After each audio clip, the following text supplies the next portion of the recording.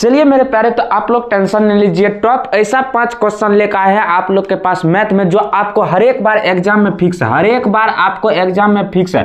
5 question अभी आप लोग को बताएंगे, टॉप 5 क्वेश्चन।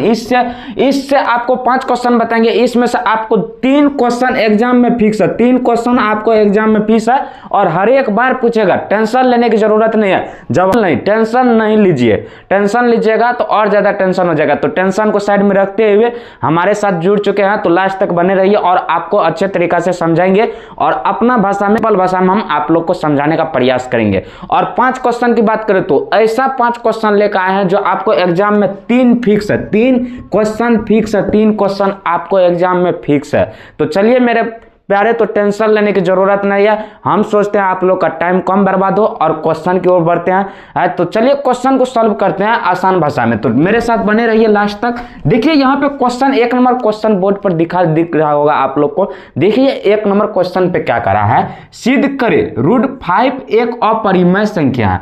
√5 के जगह पर आपको दे देगा √3, √7, कोई भी संख्या दे देगा, आपको बोल देगा अपरिमेय संख्या सिद्ध करे।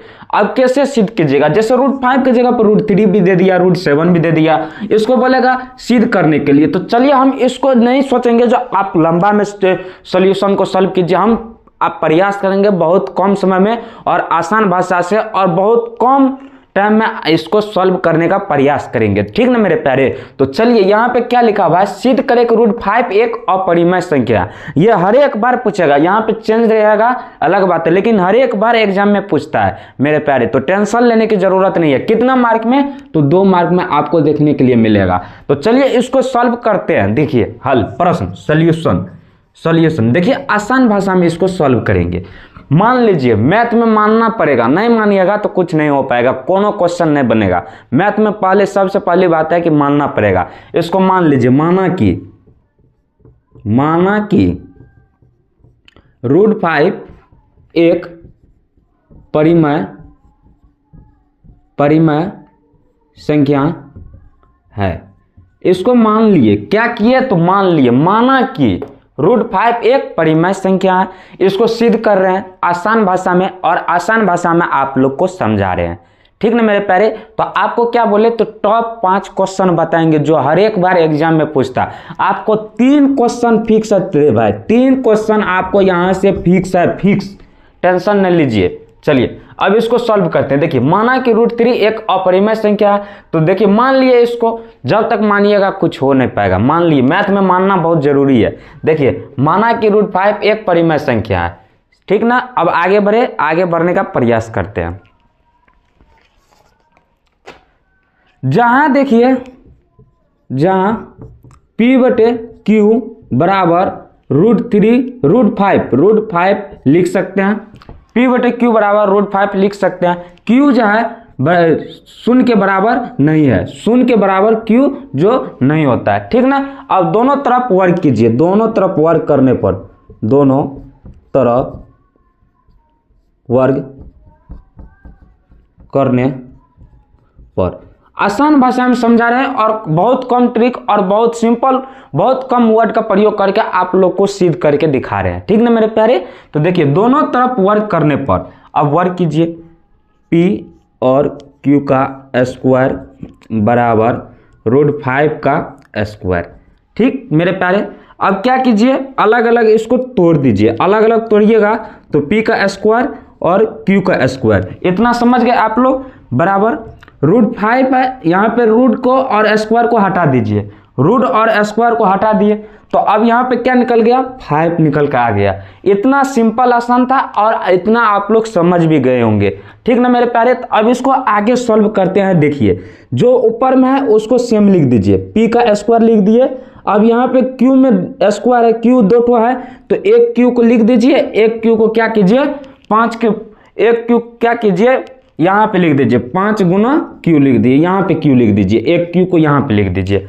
अब देखिए मेरे प्यारे, अब सिद्ध हो गया। अब देखिए P²/Q है नीचा में, ये कौन में है तो भिन्न में है, भिन्न में। यहाँ पे देखिए 5 गुना Q है, 5 गुना क्या है तो Q है, ये कौन सा है तो ये पूर्णांक में है। अब सोचिए ये 5 तो आभास संख्या है और Q है, Q क्या है तो ये पूर्णांक में है, पूर्णांक में। पूर्णांक में। इतना बात तो आप लोग समझ गए मेरे प्यारे। तो अब देखिए भिन्न जो है पूर्णांक के बराबर नहीं होगा और पूर्णांक जो है कभी भी भिन्न के बराबर नहीं होगा। देखिए यहाँ पे भिन्न जो है भिन्न नहीं पूर्णांक के बराबर होगा और कभी नहीं पूर्णांक जो है भिन्न के बराबर होगा।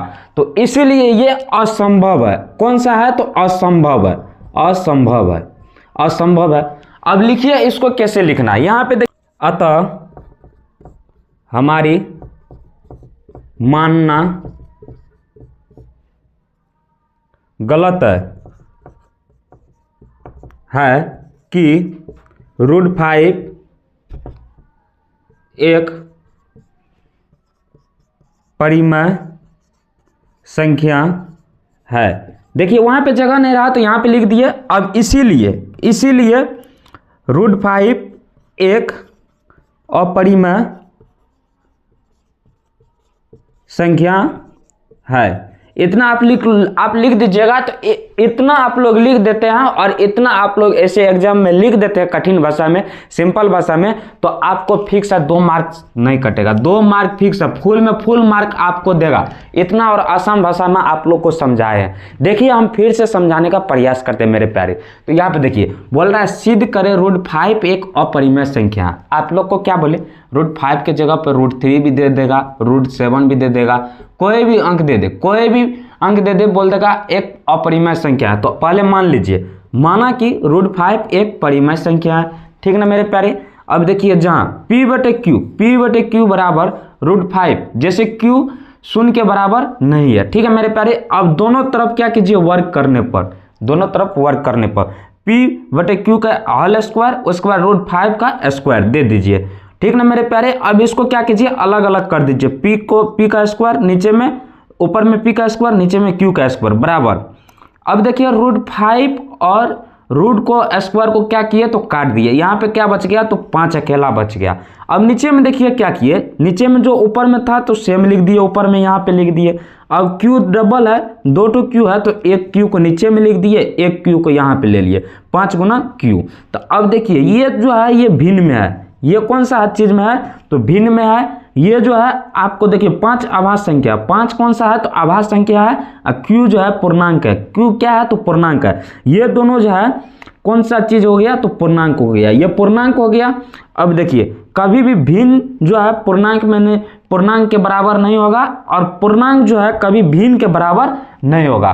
तो ये कौन सा है तो असंभव हो गया। कौन सा क्या हो गया तो असंभव हो गया। अब आपको क्या लिखना है, इतना करके आपको लिखना है अतः हमारी मानना गलत है कि √5 एक परिमेय संख्या है, ठीक ना मेरे प्यारे। तो उसके बाद इसीलिए √5 एक अपरिमेय संख्या है। इतना आप लोग लिख देते हैं तो आपको फिक्स है एग्जाम में एक भी मार्क नहीं कटेगा। तो पहला क्वेश्चन आप लोग को बता दिए, और ये जो क्वेश्चन है हर एक बार रिपीट होता है, हर एक बार एग्जाम में पूछता है। ये क्वेश्चन फिक्स है, आपको एग्जाम में आएगा। इस क्वेश्चन पे थप्पा मार लीजिए, थप्पा, ये फिक्स है क्वेश्चन। तो हम प्रयास नहीं करेंगे जो आप लोग का टाइम बर्बाद हो। तो चलिए हम आगे क्वेश्चन की ओर बढ़ते हैं। पहला क्वेश्चन आप लोग को आसान भाषा से बता दिए, और चलते हैं दूसरा क्वेश्चन की ओर। तो ठीक ना मेरे प्यारे, तो चलिए 2 नंबर क्वेश्चन में ये आ जाएगा, तो इसको कैसे सॉल्व कीजिएगा, इसको कैसे सिद्ध कीजिएगा, इसको भी आसान तरीके के साथ हम आप लोग को बताएंगे, और सिंपल भाषा में आप लोग को बताएंगे सिद्ध करने का। तो हमारे साथ जुड़ चुके हैं तो आप लोग लास्ट तक बने रहिएगा, ठीक ना। ऐसा क्वेश्चन लेकर आएंगे जो आपको क्या बोले, इतना गारंटी और विश्वास के साथ काहे बोलते हैं, हमको पता है ना एग्जाम क्वेश्चन कहाँ से आता है। आपको क्या बोले 5 क्वेश्चन बताएंगे, जिसमें आपको 3 क्वेश्चन देखने के लिए मिलेगा। फिक्स है रे मेरे भाई, फिक्स है मेरे प्यारे, फिक्स है, आपको 3 क्वेश्चन एग्जाम में देखने के लिए मिलेगा। तो चलिए हम प्रयास करते हैं, टाइम कम बर्बाद हो आप लोग के पास। और क्या कीजिए, जो आप लोग अधिकतर क्वेश्चन बैंक की ओर फोकस दीजिए, काहे कि आप लोग का सिलेबस भी समाप्त हो गया होगा। क्वेश्चन बैंक अधिकतर फोकस कीजिए। 5 साल बैक का जो जितना क्वेश्चन है, सारा क्वेश्चन एक बार आप लोग अच्छे तरीका से पढ़ लीजिए, ऑब्जेक्टिव सब्जेक्टिव जो भी हो। तो हम मैथ्स में जब तक आप लोग का एग्जाम होगा, प्रत्येक रोज 5-5 क्वेश्चन लेके आएंगे, जिसमें से आपको क्या बोले 2 या 3 क्वेश्चन फिक्स रहेगा एग्जाम में, 2 या 3 क्वेश्चन फिक्स रहेगा, ठीक ना। चलिए अब हम आपको बताते हैं 2 नंबर क्वेश्चन को कैसे सॉल्व करेंगे। देखिए, सिद्ध करें 5 + रूट टू एक अपरिमेय संख्या। इससे पहले हम आप लोग को बताया √5 √7 उसके संख्या पर कोई भी संख्या रहे तो कैसे सॉल्व करना आसान भाषा में समझा दिए थे। अब इसमें देखिए आप लोग को कैसे सॉल्व करना है, हमारे साथ जुड़े हैं तो चलिए मान लीजिए, यहीं से मान लीजिए, मानना बहुत जरूरी है, माना कि 5 + 2 √2 एक परिमेय संख्या है। कौन सा है? तो परिमेय संख्या। इतना आप लोग मान लिए, ठीक ना। अब देखिए आगे इसको कैसे सॉल्व करेंगे। मान लिए तो अब कुछ तो मानना पड़ेगा ना। यहाँ पे देखिए 5 + 2 √2 बराबर r मान लिए। अब क्या कीजिए, r मान लिए, r को 5 को उस साइड भेज दीजिए, 2 √2 बराबर r, इस साइड प्लस में तो इस साइड माइनस में चले आया, ठीक है। अब 2 को उस साइड भेज दीजिए, √2 बराबर r - 5 बटे ये 2 है तो ये 2 को नीचे दे दीजिए। √2 क्या है? √2 एक अपरिमेय संख्या है। उसके बाद बात करें तो r - 5 बटे 2 क्या है? तो परिमेय संख्या। इतना बात आप लोग समझ गए, ये कॉमन बात था, ये इतना आप लोग भी लिख सकते हैं, ठीक ना। अब देखिए अब क्या करना है, √2 क्या है? तो एक अपरिमेय संख्या है, r - 5 बटे 2, r - 5 बटे 2 क्या है? तो परिमेय संख्या। तो अतः अब देखिए अतः हमारी मानना गलत है। इसीलिए 5 + 2 √2 एक अपरिमेय संख्या है। इतना लिख दीजिएगा तो आपको 2 मार्क फिक्स है, 2 मार्क फिक्स है। एक भी मार्क नहीं कटेगा, 2 मार्क आपका एग्जाम में फिक्स है। देखिए इसको भी आसान भाषा में हम आप लोग को समझा दिए। अब आप लोग को सिद्ध करने में कोई प्रॉब्लम नहीं होगा, सारा आप लोग सिद्ध कर लीजिएगा। देखिए आसान भाषा में हम आप लोग को समझा दिए। तो चलिए हम प्रयास करते हैं आगे क्वेश्चन की ओर, क्वेश्चन नंबर 3 की ओर चलते हैं। चलिए क्वेश्चन नंबर 3 में देखिए, क्वेश्चन नंबर 3 ये फिक्स है, एग्जाम में पूछेगा। समांतर श्रेणी से एपी फिक्स है, एक क्वेश्चन रहता है एग्जाम में। और देखिए बहुत महत्वपूर्ण क्वेश्चन है और आसान तरीका से इसमें समझेंगे। इसमें an का भी प्रयोग करेंगे और sn का भी प्रयोग करेंगे, दोनों फार्मूला का प्रयोग करेंगे। 15 18 21 इस प्लस 100 का योगफल निकालें। योगफल बोल रहा है निकालने के लिए, तो योगफल कैसे निकालेंगे? देखिए एपी बराबर 15 + 18 + 21 plus dash dash dash plus 100 है। अब देखिए ए बराबर कितना है? ए बराबर 15 है। उसके बाद बात करें तो ए बराबर 15 है। उसके बाद डी देखिए, डी बराबर कितना है? 18 में से 15 को घटाइए 3। उसके बाद एन कितना है? एन क्या है? एन नहीं है। एन बोल रहा है निकालने के लिए, निकालिए एन। एन कितना है? एन 100 है। एन 100 है। इतना बात आप लोग समझ गए। अब देखिए एन बोल रहा है निकालने के लिए, तो एन निकालने के लिए कौन सा फार्मूला बैठेंगे? तो ये कौन सा फार्मूला बैठेंगे आप लोग बताइए।